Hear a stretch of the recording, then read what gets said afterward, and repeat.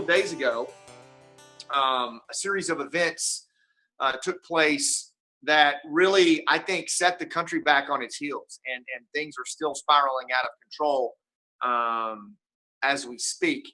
Uh, Two African American men in very different situations were killed in altercations with the police. One in Minnesota and one in Louisiana. And the details on all of this, the facts on all of this are still coming out.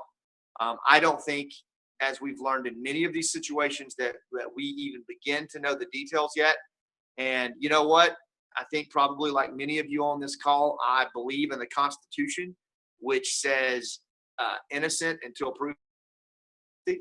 And I believe in allowing the facts to play out here. And that is what I am going to do. We are a rule of law society. And while it's hard, I think that the best thing to do in these situations is to let the facts play out on what actually happened. But the reality is that these two events, although separated by hundreds, if not thousands of miles, set in motion a chain of events that frankly has been building for a very, very long time. And it is this narrative, this belief among many in our country that men of color, particularly African American men, are being singled out by law enforcement, and a disproportionate number of them are being killed in altercations, and that there is a bias toward men of color, in particular African American men, that is lethal. And I don't know if I characterize that exactly as their narrative, as the narrative is portrayed in many of these circles, but that's pretty darn close, I think. Every time you and I are together, it seems like we're talking about ISIS, right? We're talking about extremists and agitators who are doing this in a radical version in the name of Islam. But look, guys, the fact of the matter is, this is kind of one of the oldest tricks in the book, to play on fears and marginalized populations. So if you're watching this and you kind of have those feelings, then you're in the right place, right? That you're in the right place, and we've got to not only talk about them, we've got to address them in a way that you can work through them and actually find a way to lead here. Otherwise, what's your alternative? You're gonna sit helpless? You're gonna sit and watch these open mic night in Washington D.C. or in your state government? These so-called leaders. You're gonna wait for them to show us what leadership looks like, to show us what racial harmony looks like. How many agitators right now are on the news? How many agitators are on the news, shaking the tree? So, what is the alternative right now? To sit helpless and watch it? I'm just not doing that. I don't believe that way. I wasn't raised that way. I certainly wasn't trained that way as a Green Beret. I've come to believe that, the things like this, when they happen, the only way through them is through them. And the only way through them is leadership. So, I don't think we have to sit and watch this helplessly. Any of you guys who have trained with me, I want you to think back for a second. I told you this was coming, didn't I? Didn't we talk about this? Have we talked about the erosion of trust and the escalation of conflict? Have we talked about the emergence of Klan behavior in spite of rule of law? Have we talked about honor and shame and revenge and feud and all of those dynamics that make us human coming to the forefront? I think we have, right? And I don't take any pleasure in being right about this one. I don't. But these are simply human dynamics, group behavior patterns that are bound to play out. Why is this racial tension in America, such a bad thing, And I'll tell you, it's this simple. I told you we were down here in Mobile, Alabama. My wife's father, Ben McLeod, is really just fighting the good fight right now, fighting for his life in the hospital. Great guy, like a dad to me. He represents in many ways the epitome of what makes America special. Ben grew up, or he was born in Leakesville, Mississippi. grew up poor as a church mouse, son. I mean, this guy, he had no money. Him and his brother and his sister, they grew up extremely poor, and had to fight for everything that they got. They're of Scottish descent. No money or wealth in their family, and Ben had everything stacked against him, and managed to play football and get a scholarship and work his ass off through college and put himself through dental school. Ultimately, became a dentist. Joined the Air Force after that. Went and served his country, and then had two beautiful kids. One of them particularly beautiful because I married her ass. And just raised a great family, built wealth for his family, traveled, lived the American dream, right? That was the path of a Scotch Mississippi dirt farmer. And you might think, well, that's white privilege. How in the hell can that be white privilege? You tell me, right? But I have friends in the military. One of them, my Ranger buddy, Cliff Patterson, right? Grew up in the mean streets of Washington, D.C., African-American, no real family to speak of. Grew up tough and rough. Cliff joined the military right out of college, became a commissioned officer, built an amazing life for himself, two beautiful kids, extremely successful, always promoted ahead of his peers, extremely successful, killed on 9/11, 2001. But Cliff built an amazing life for himself. And I've seen time after time again, people of different ethnicities, different backgrounds, fighting and scratching and clawing and building their way to success in this country, right? And sure, there's stories of poverty, there's stories of racism, there's stories of depression, but any of us watching right now, my friend Jerry Lujan, there's another one, of Hispanic descent out in New Mexico, his family scrapped and scraped to pick themselves up from the trousers out in the New Mexico desert and build an insurance business for themselves from the ground up, right? 3 generations of it. I just don't buy that the American story isn't an amazing story, an amazing narrative. And if you're watching this and you even a little bit feel that there's something special about that, then you're in the right place. And it is, what is it that makes it that way? You see, in our country versus many of the other places where I work, and I'm just speaking candidly, right? Afghanistan, Iraq, many places in the Middle East, Central and South America. The fact of the matter is, the chances of you being a Ben McLeod or a Cliff Patterson or a Jerry Lujan who fights your way to the top and builds wealth through hard work and are almost non-existent unless you are in a favored tribe or a favored clan. It's not going to happen. It's a whole system of patronage, and there's just not a chance to do that. In our country, in the United States, we have this amazing system of unprecedented trust that allows us as individuals to do things, that we otherwise would not be able to do, right? And I'm going to draw this for you here. We're going to, because you guys know me, man. If I get a chance, I'm going to draw shit. I don't care. Right, babe? Even if I'm on an iPhone, I'm going to draw. Lujan's laughing right now. He's like, oh, hell, here he goes. But look, let's break it down. And some of you guys that were with me in Dallas, you saw this, but you'll see this in a new light right now. Let's talk about what is it that makes America so special right now, right? Can you guys see my little triangle here? Type in there, somebody. Mike, type in there if you can see this. Yep. Okay, cool, Brian. Thank you. All right. So you guys, look, here's the thing, right? Think of this as an iceberg, okay? This little triangle that I just drew right here.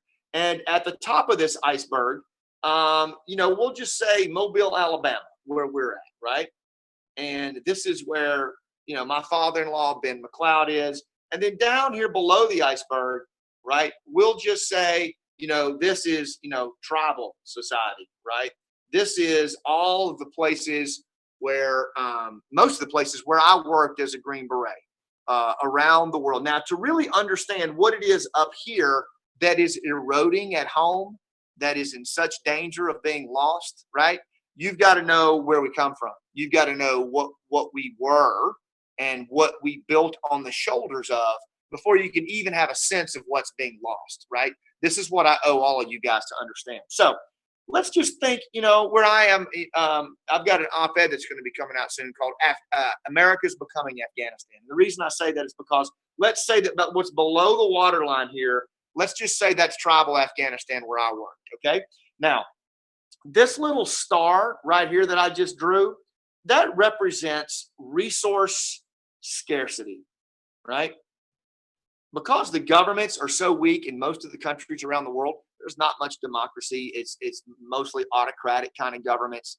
The resources are very scarce. There's the haves and the have-nots, and there's a hell of a lot more have-nots than there are haves. As a result of that, you have tremendous resource scarcity, especially out in the hinterlands where most folks live. Now, that resource scarcity has been around for 200,000 years. As long as man has walked upright on this planet, resources have been scarce since we have been hunters and gatherers, and we've had to fight and forage for everything we got. You with me? Right? So resource scarcity is a big deal. It drives our biological hardwiring. When we think resources are scarce, we get real tribal. Okay? So because of resource scarcity in most places of the world, there's really only three group dynamics. There are the in groups, and I'll show this to you in a minute. There are the out groups, and there are strangers. Not very complicated. Not very complicated. Resource scarcity drives three group dynamics: in group, out group, strangers. The in group would be like your family, your kin, your clan, those who are like you. Starting to sound a little ominous? It should, right? Your in group is your kin, your clan, your family, your tribe, even your ethnicity if the situation dictates. It's the people who are like you, right? Your in group is who you trust. Your in group is who you work with. Why? Because this is a resource scarce environment. You're only going to trust and work with the people that are closest to you, right? Like your mom, your dad, your cousins, whatever. Out groups live in the same general area, but guess what? Out groups are the enemy. They are those who are not like you. They are not your family. They are not your kin. They are not your clan. They are out group people who represent a threat to your resources. They are a natural enemy. And in this kind of clan society, tribal society, if there's resource scarcity, anyone not in your in group fits into two categories. They're either an out group or an all-out stranger. Now, a stranger just means this is someone that you're not familiar with, who you're just not sure how you feel about them. So you'll treat them as an in group until you are an out group until you know differently. And most likely they'll end up becoming an out group anyway. So the dynamics are very simple. This type of trust, there is trust in this type of society. So when you talk about Afghanistan, parts of Africa, even parts of Europe, Central and South America, trust is normally bonding trust. BONDING, bonding trust. Okay. Bonding trust means I bond with the people closest to me. My mom, my dad, my brother, my sister, my lovely bride who's sitting right over here making goo eyes at me. All of the people that are close to me, that's who I'm going to bond with, right? That's who I am going to trust. That is a very specific kind of trust. But over time, we built a different society. We built a society that promotes not the group of the in group, but the individual. It actually values the individual. So you're not obligated to your in group, you're obligated to yourself. Look at our Constitution. What does it say? What does it guarantee? Right? So all these little dots that I've drew here, that's Jerry Lujan right there. I don't know if you can tell. That's Mike right there. That's Brian, right? And all of us can connect. We can connect down in Florida to my boys that are coming down there to train with me. We can connect in Dallas. We can connect right here like we're doing, however we want to do. I can connect. I can give my hard-earned money to my wealth advisor, and he can take it, and he'll do the right thing with it. I can vote for a politician that'll send my child off to war and never even really know the guy. That's bridging trust. This is the ability to trust beyond one's in group. I feel the media is breaking down. Yeah, well, I missed that question too. We're clearly going to have Q&A at the end, and I can't wait. But are you guys following me so far? Are you with me? Are you seeing how bridging trust was built on the shoulders of bonding trust? And are you starting to get a sense that what we have in this country is an amazing level of trust? In fact, social scientists call this social capital. It's everything from trust. It's a sense of community. It's the way that we view each other, the way that we trust each other, the ability to get out of our own way and trust beyond our in-group. That's what's created this strong economy that we have. That's what has created the education system that we have, the individual liberties that all of you know. Ben's story that I described to you, Cliff's story, Jerry Lujan's story, it's all built around bridging trust, right? A constitution that guarantees this, right? Otherwise, you have rule of the clan instead of rule of law, and they're not the same, and they're ugly, right? Rule of law, a constitution. These things are very, very powerful thing. I'm glad this is insightful, man. Thank you for saying that. But let me tell you what's going on here. So now if everybody's tracking that, can I get you to understand that this bridging trust that I have drawn up here above the waterline in our country, it is a commodity. It is a national treasure, okay? It is what separates us. And I'm telling you, as a guy who's worked in all these shitty places, it's what separates us from these other places. It's what makes us exceptional as a people. We can take all of these little dots, could be a different ethnicity, a different race, right? And we have a constitution and a rule of law that protects every one of them, those individuals, regardless of race, and guarantees them the opportunity to life, liberty, and happiness. Notice I didn't say college, right? But they are guaranteed the ability to pursue their dreams. That is unprecedented around the world. And it is only possible when you have a society that can get out of its own way and trust beyond its own in-group and bridge and trust into out-groups and strangers. That is what we have built in this country that is so precious. It's a national treasure. It requires leadership to survive. That bridging trust that was built on the shoulders of bonding trust requires stewardship, responsible leadership. It requires national politicians. How are we doing on that one? How are we doing on that one? How are our politicians doing on maintaining our national treasure of bridging trust? I can't even keep a straight face and say that, right? It requires corporate leadership. Corporate leadership. Think back to the older days in the 1940s and 50s. Think back to the Carnegies. There was a time when corporate leadership actually had social responsibility to some degree, right? And they were also stewards of bridging trust, right? And then it requires community leadership. That's you, and that's me, and that's everybody in our community who also have a very distinct responsibility in maintaining this bridging trust. How are we doing there? How many privacy fences are in your suburb? How many neighbors do you actually talk to after you get home from work? Right? In 1972, no, you're right, there isn't any trust with our federal government. That's a major problem. In 1972, Gallup asked a question of Americans. Thanks for the water, baby. Do you trust your neighbor? 1/3 of Americans said, nope, I don't trust my neighbor.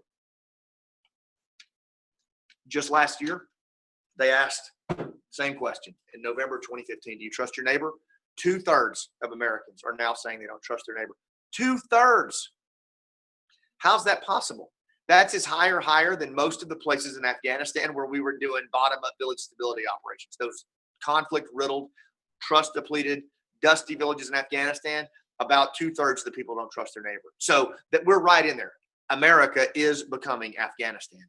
And the reason is quite simple. We are allowing the erosion of bridging trust.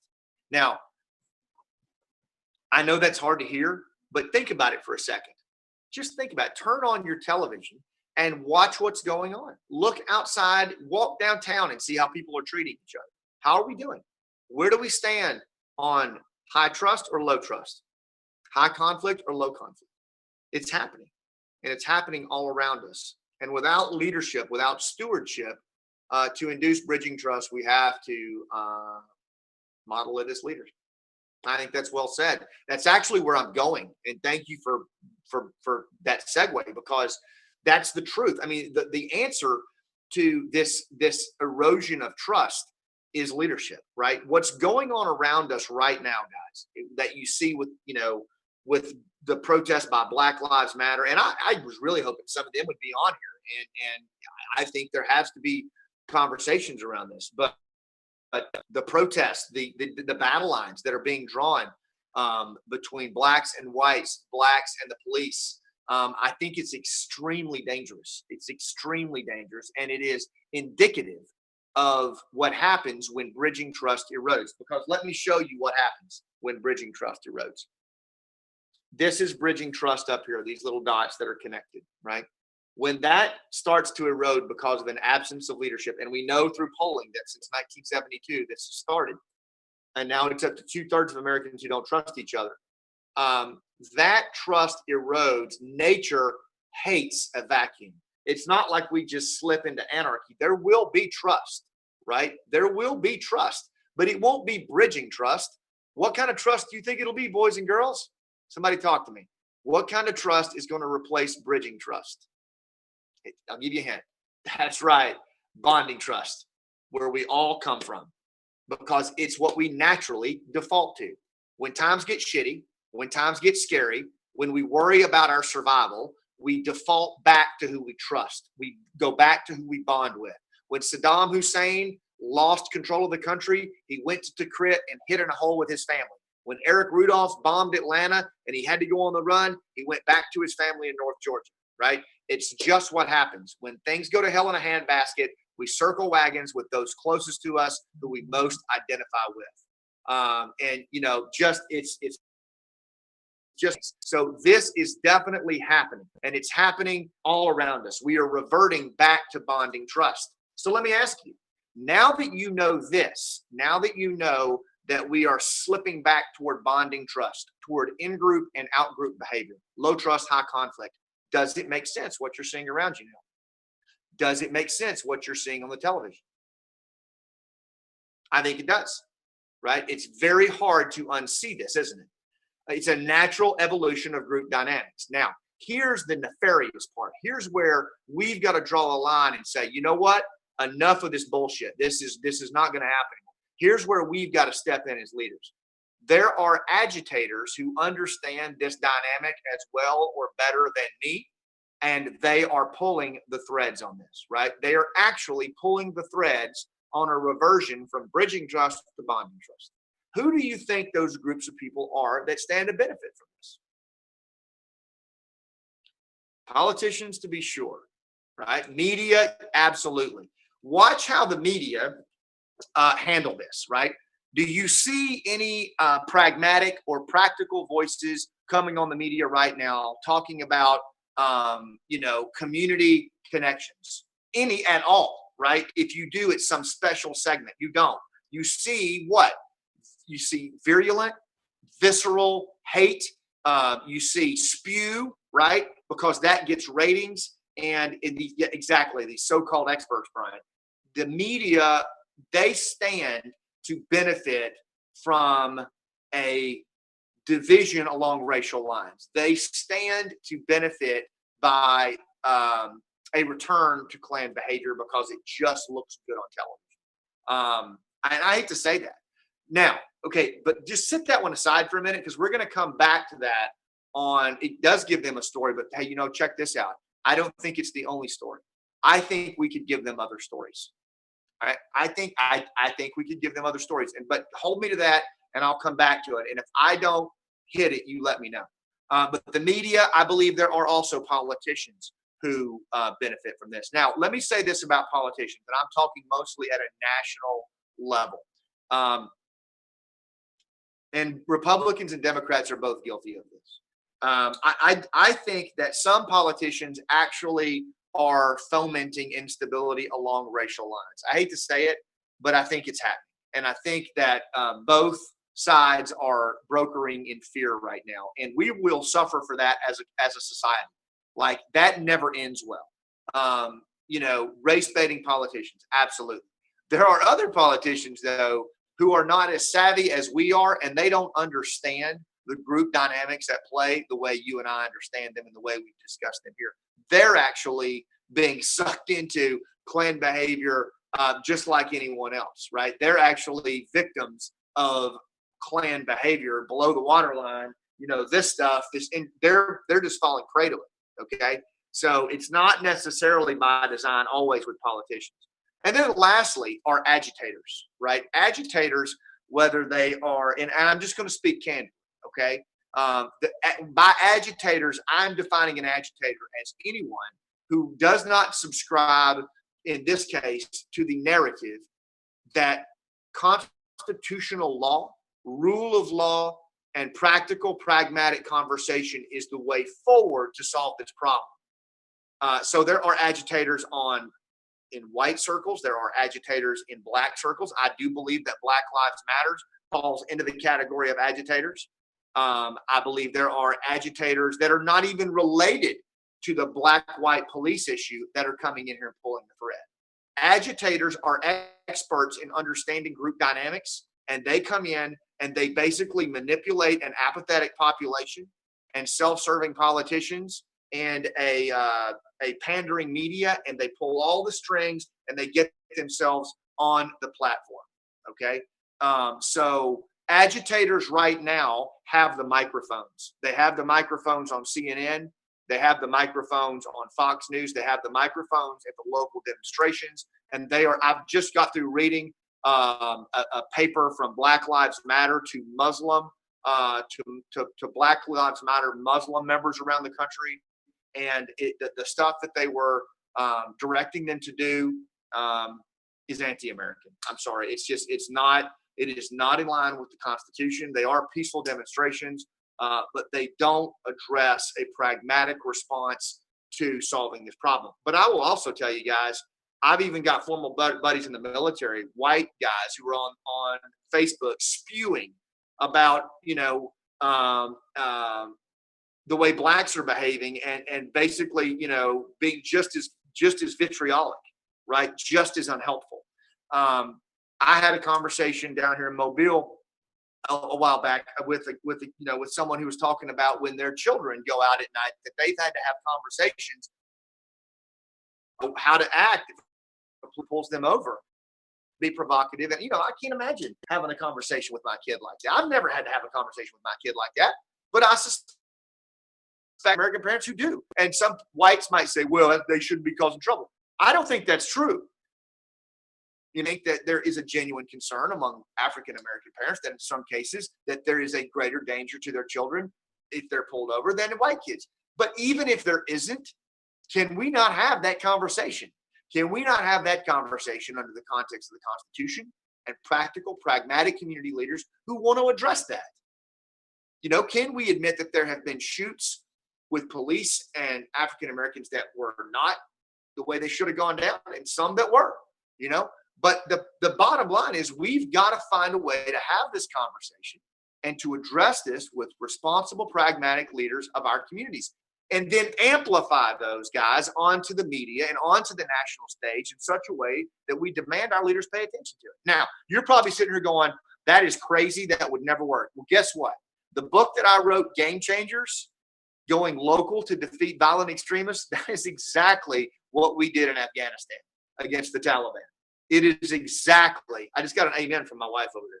That is exactly what we did. It's exactly the approach that we did. The fragments are few and far between. I agree with that, guys. I don't disagree with that at all. But I believe they're out there more than what we think. And so now that I've kind of broken that down, let me just go into some thoughts that I believe can turn it. Now, let me finish with one more thing, though. We've been here before as a country. Did you know that? We've been here before as a society. In the early 1900s, America was going through a rough time. We were coming out of the Industrial Revolution. There had been huge technological change from agriculture to industry. The telephone, the telegraph, trains were going all the way across the country. The automobile, the airplane, all coming out right, on the tail end of the Industrial Revolution. Massive change, massive immigration from other countries into the United States that was causing our little democracy to swell to vast numbers. People were displacing from the farms and the cities were sweltering to capacity, and crime was rampant. And it looked like America was on her last leg and she was going to fall. And you know what? That didn't happen at all. In fact, what did happen was a couple of guys in Akron, Ohio said, you know what? This problem of alcoholism is completely out of control. I believe that I'll start some way to address this. I'm going to start Alcoholics Anonymous. Another guy over here said, you know what? I don't think enough kids are learning about agriculture. I'm going to start Future Farmers of America. And then another guy over here said, well, you know what? Our communities are in trouble. I'm going to start the Kiwanis Club. And then another guy said, I'm going to start the Elks Club. And on it went. And in the period from around 1910 to 1917, it started the longest running period of social capital and bridging trust in our nation's history. Ran all the way up until 1972, where I talked to you guys about when it started to trend the other way. So from 1910 to 1972, America put social capital back. It restored bridging trust. It did it. And it was some politicians, but it was mostly guys and gals like you and me who just looked around and said, you know what? Enough. I'm not having this. It starts with me. I'm gonna do this. I'm gonna start AA. I'm gonna start Future Farmers of America. I'm gonna start the Kiwanis Club. Right? And this was before the internet. This was before iPhones. This was before collaboration to the degree that we have it now, social media, right? And so there has never been a more opportune time for people like me and you to take a stand and lead through this, right? As a Green Beret, I'm hardwired to believe that 12 guys can go in and come out with 12,000. We've done it since we were organized against the Germans in OSS in 1941, right? I just know that you can punch above your weight, and it can be done.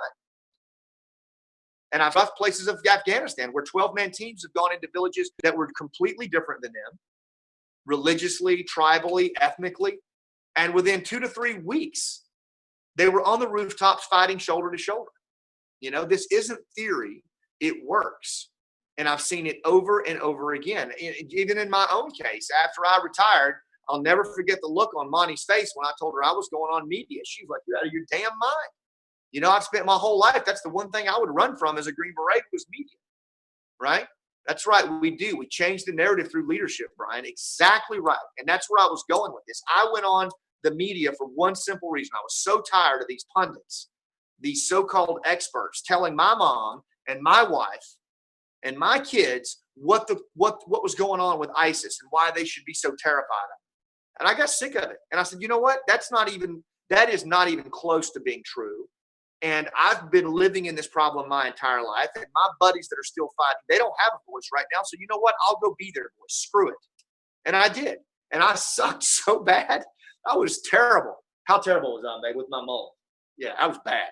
Like I was looking at the lights on the camera. I wasn't even looking at the camera. They were jumping behind trying to get me to look at. You talk about a redneck, right? But it doesn't matter. What matters is your belief that you can achieve something bigger than yourself and you can lead through this, right? And I am so convinced that there is a way for us to change this. Now, with law enforcement, yeah, I do. I teach this to law enforcement, and we'll talk more about that. But I do believe, look, and if you're in law enforcement, I cannot tell you how impressed I am with you guys and how much I love you guys, how much all of us love you guys. And I know you're going through it right now, but I promise you there is a way for you guys to lead through this the same way. Look, we had to do it as Green Berets. We had to kind of change some things. Most of you guys, though, that work with me, you're old school policing anyway. You understand community policing. We just need to get back to that.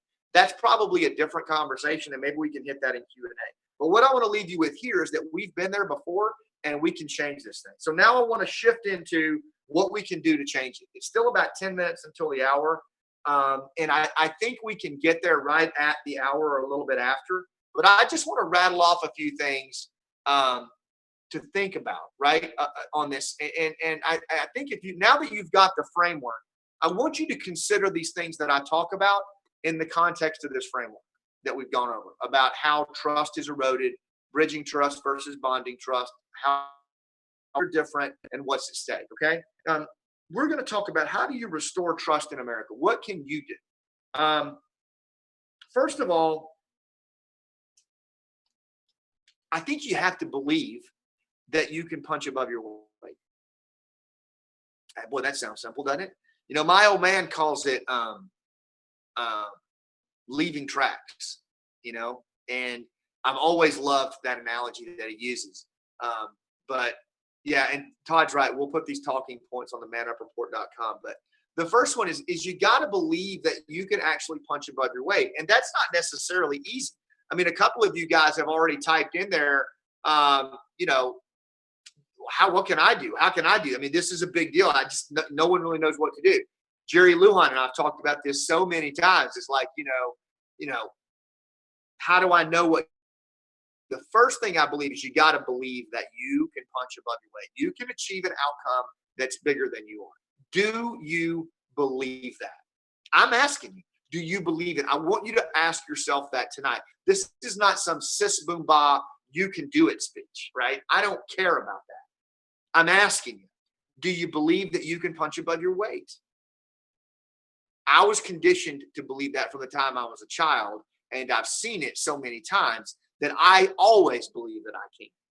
And I've seen so many amazing men and women do it that I know it can be done, right? But it starts with a belief in ourselves. I think I just went off here. Okay. I think we're still good. Can somebody type in here? Can you still see? Okay, good. All right. It totally starts with a belief. Can you guys see my tide in the background? We've been living in a hotel. We're like migrants. Oh man, I love it. Yeah.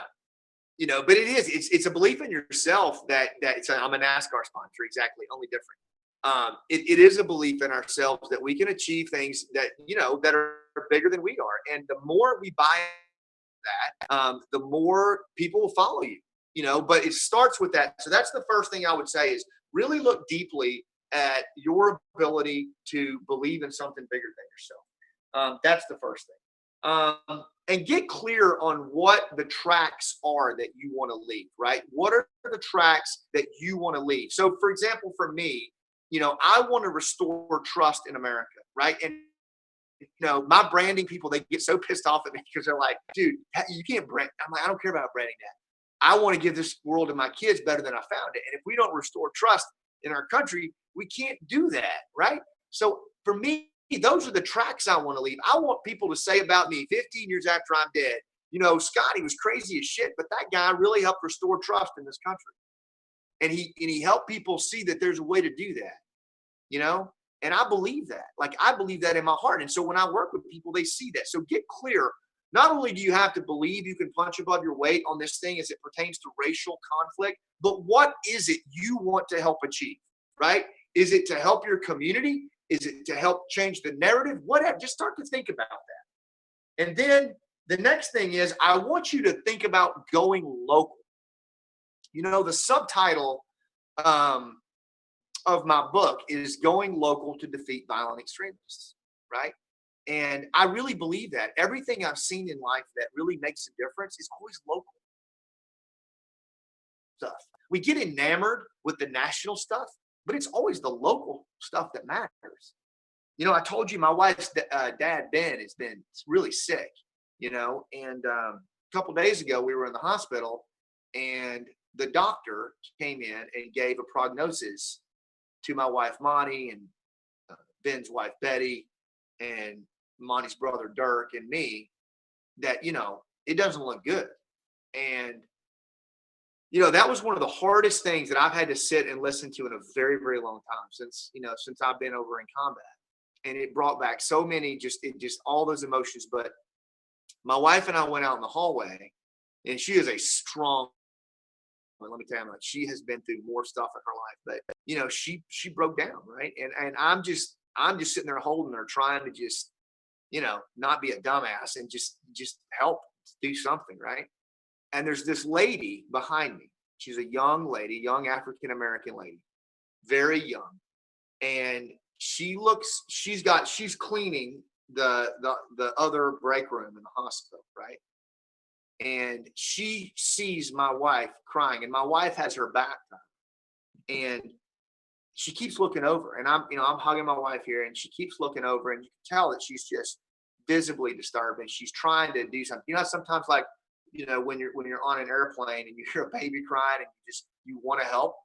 And I can see that it's that pained look on her face, and she comes over to me, kind of sheepishly hands, he's cleaning paper towels, these abrasive towels, but they were a godsend because my wife was crying really hard. So I handed them to my wife, and my wife never even saw where they came from, but I did. And finally, when my wife went to the bathroom to just kind of, get herself together, I couldn't help but follow this young lady. And I just went up to her and I said, "Excuse me, what is your name?" And she said, "My name is Ashley." And I said, "That is a very cool name. Thank you." And I never saw her again. And I'm sure I never will see her again. But I will never forget her. So I wonder, is that story enough? Is that story enough to change the vitriol and the hate and the conflict?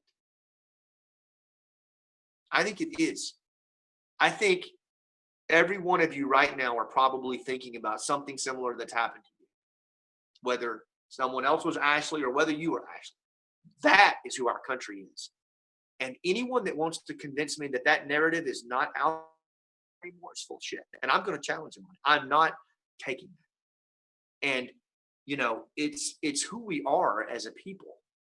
We have created a society that allows every ethnicity and race and religion to stand as an individual.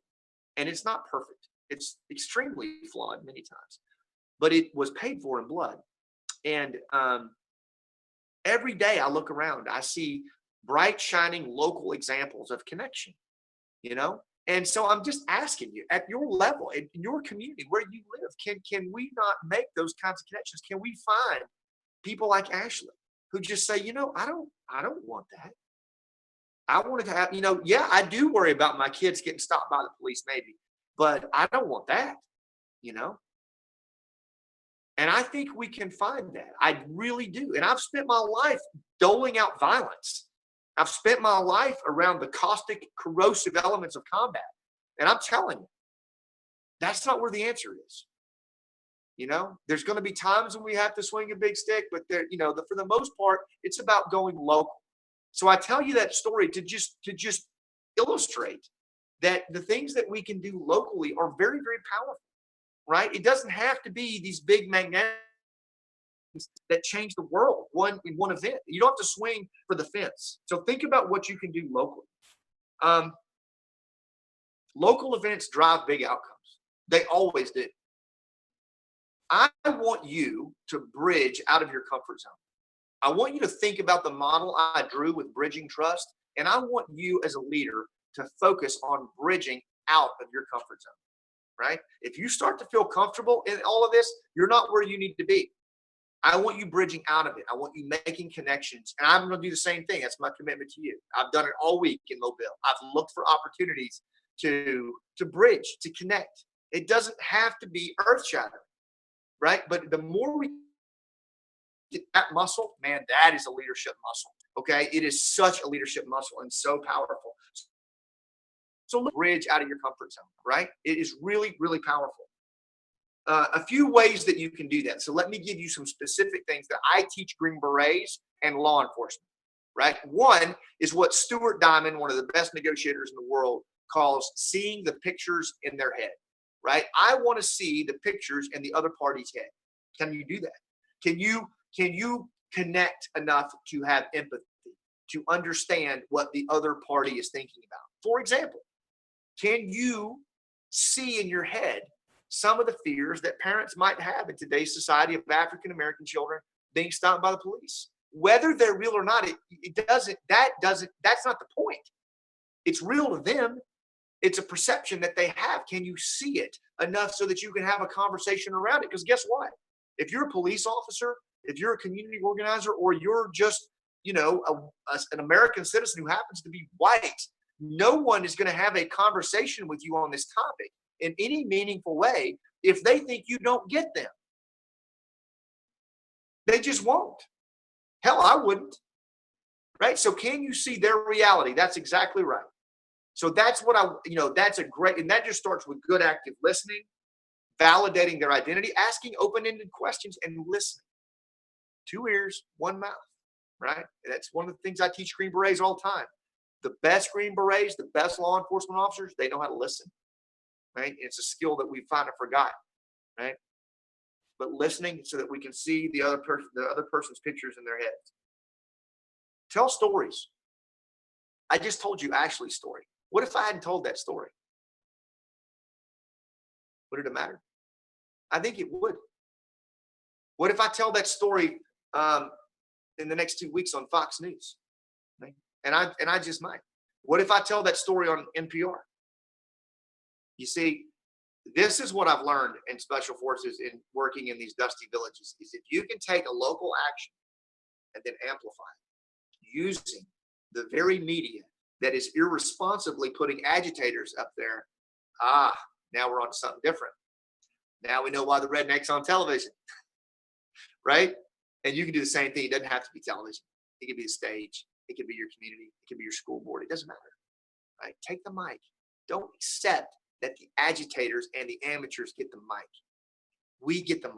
The people who understand human dynamics, group dynamics, who understand the commodity of social capital and the national treasure of bridging trust. We take that mic. And when we do, then we tell the stories that allow other people to locate themselves in that story, just like you did when I talked about Ashley. You're like, damn, now that's American. That's my America. See what I mean? And you start using social media platforms to do that, it's game on, right? We take the power back when that happens. And we push those agitators into the shadows just like cockroaches when a light comes on. And I've seen it work too many times. They don't have the courage to stand up against that. They become irrelevant. I want you to build your own tribe, right? Look at the people on this call right now. We're all over the country, man. We're all over the country. And we're here because we have the same concern and the same love of our country and our children, right? And some of us have met in person and some of us haven't. But we're building a tribe, right? And it doesn't have to be huge. Like I told you today on the Facebook Live post, I'd rather, my team commo guy used to say, I'd rather be in a canoe with 4 dudes that can paddle than 20 that are going to sit there with it on the paddles on their lap, right? So that's how it works, is we want to build a tribe of people who are going to get stuff done. I want you to do the same thing. Build the tribe in your community, right? And bridge with that tribe. Don't just build a tribe of, if you're, white, don't just build a tribe of white folks living in suburbia. That's cool if you're going to bridge out, right? Here's an example. My friend Merad, who's on right now, right? This is a perfect example. My buddy Merad, all the way out in San Diego, right? He's of Iranian descent, not a more patriotic American in the inventory, okay? His family has been through it with the Iranian Revolution, and no one has a bigger love of this country than my buddy Merad. Ethnically, we're different, right? I mean, we come from different backgrounds, but when we sit down and we bridge, it is a beautiful thing. I've spent time with him. I've stayed with him. He's hosted me. He's one of my favorite people in the world. I love him like a brother. I don't want to hear that you can't bridge. I don't buy it, right? And Murad, all the way out there in San Diego, is dialed into this call right now, and I guarantee you he's building his tribe. So this is how it goes, right? So start building your tribe right now and build it around those tracks that you're leaving. Tell the story of the tracks that you're leaving. And when people see that, man, they're attracted to that. They'll follow that. They'll come out of the shadows and they'll activate, right? And that's what Black Lives Matter and all these other groups are doing on this false narrative, okay? And again, a lot of the points that they're making in the Black Lives Matter, they're valid points. And we need to hear them, right? But we can't get consumed with changing the narrative that America is a racist country, because it's not. And if we're gonna prevent ourselves from slipping into the abyss of bonding, trust, and clan behavior, it starts with us. What else? Yeah, don't forget to bridge. One other thing I want to say. Yeah, we do have to listen to each other. Thank you. Listening is such a, and it's hard because we get emotional. You know, as humans, when we get emotional, our cortisol levels start going up. And so what I've learned, a good technique is it's called getting the other party ready to listen, or take the emotional temperature of the room. Like if the person across from you is lit up, you're not going to rationalize with them. You need to try to empathize with them, try to connect with them, and bring them down until they're ready to listen. They physiologically can't hear you if that emotion is high. It's a human dynamic. It's a fight or flight, reptilian principle. You just can't. You can't overcome it through logic or coercion. There's one other thing that I hate to say this, but there are red lines that all of us have to adhere to when it comes to doing this kind of work. But unfortunately, because there are slips down to in-group, out-group behavior, low trust, high conflict, unfortunately, at times, we could find ourselves as leaders caught up in some very high conflict situations, right? And we have to know what our red lines are. We have to be prepared to defend ourselves and our families, both virtually and physically. I'm sorry. I believe that. I don't believe that we should stick our jugular out and always just trust in the faith of those around us to do the right thing. You know, unfortunately, when you go below the waterline to make these connections and bring people above the waterline, put yourself at risk, right? And you need to be careful, because when you do that, the spears are going to come out. The knives are going to come out. If you threaten the relevance of agitators, if you threaten the relevance of media, or you threaten the relevance of certain groups that are fomenting a false narrative, or politicians who are trying to leverage the fear, what do you think they're going to do to you? How do you think that's going to go? Do you think they're just going to sit by and fade into irrelevance quietly? I can promise you they're not. They're going to come for you. They're going to try to discredit you. They're going to, whatever it is. Some of them may try to harm you. You just need to know that. I'm being straight. It's not all, candy and unicorns when you lead in this arena, right? This is an arena that's being threatened by agitators. So the agitators are not going to take kindly to you leading strong, right? So you need to know what your red lines are. What would you defend at all costs? What you stand for, and you should communicate that early and often. It's very, very, very critical to do that. What I'm asking you to do is don't get into it. Understand it. Keep working on it. Keep working to understand it. Keep working to get clear on who you are. And it can be addressed. It can be overcome. We can restore trust in this country. We can give this country back to our kids better than they found it. Talk to your kids about this. Talk to your kids about the things that we talked about here. I'll tell you this right now. If you guys want to get back together and get your kids on here and have a talk, we can do that. All right. And we can tailor it. I have teenage boys, whatever. This is our journey. We've got to find a way to do that. And thank you for the plug on the audiobook and the book. And by the way, all the proceeds for this book go to Mission America, our nonprofit.